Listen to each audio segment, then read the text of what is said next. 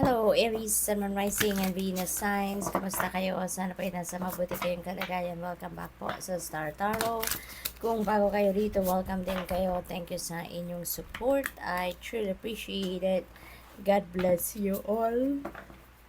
Paunang mensahe ni Aries ay the Hermit energy. Yan. So, this is Virgo energy. Aries, maaaring you are dealing with a Virgo at this time, or siguro meron kayong Virgo placements din, no, sa inyong chart. And sa Hermit energy, this is inviting you, no, to put yourself in solitude.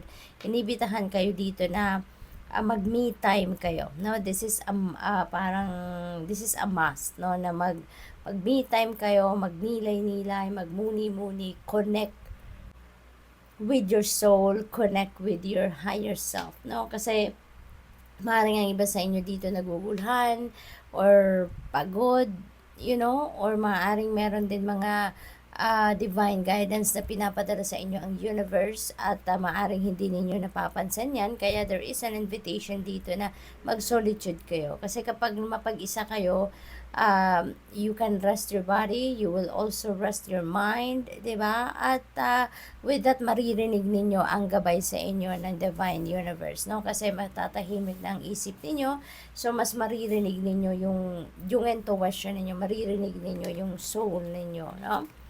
What else? We have Temperance energy.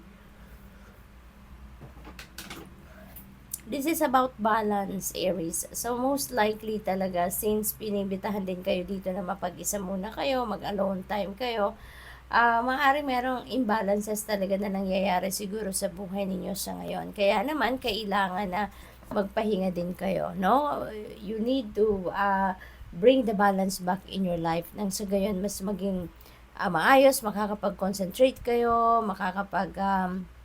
nilay-nilay kayo, mas makakapag-focus kayo sa mga bagay na kailangan ninyong pag-focusan. Okay?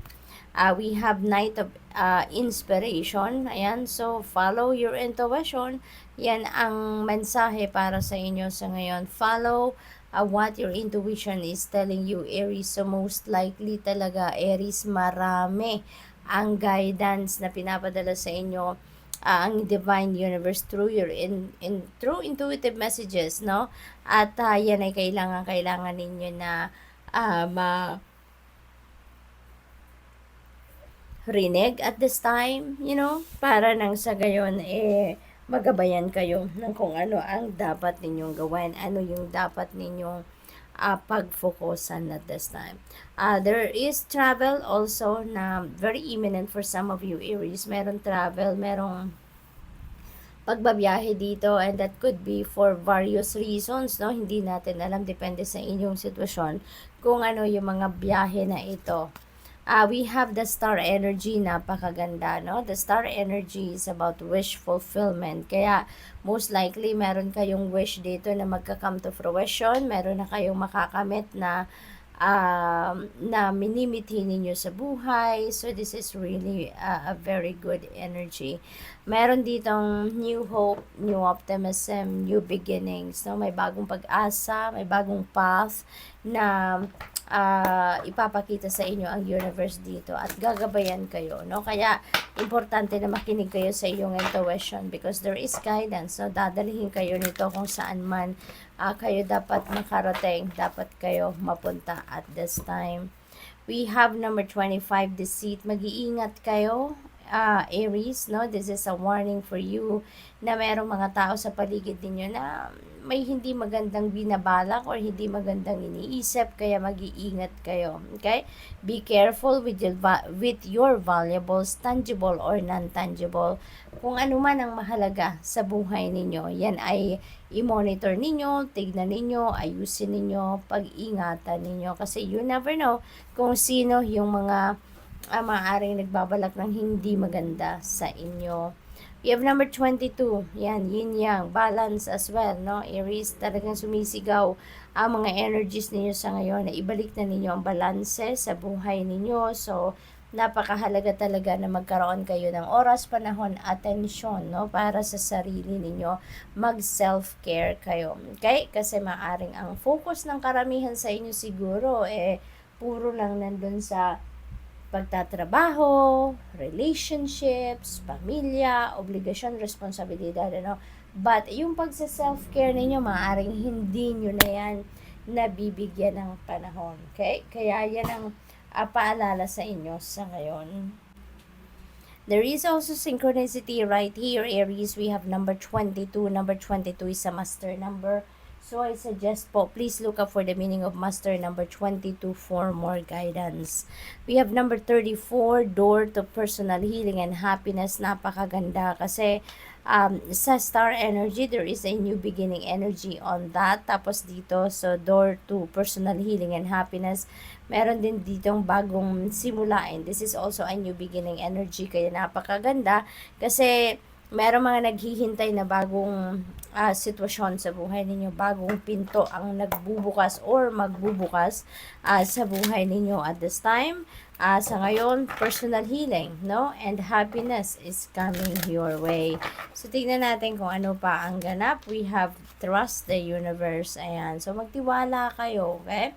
Magtiwala kayo sa divine universe. Kasi, meron divine plan, no, ang universe para sa bawat isa sa atin. Kaya magtiwala lang kayo, even if siguro napapansin niyo na parang hindi nyo naman nakikita pa kung saan talaga kayo papunta, hindi pa ninyo nakikita kung ano yung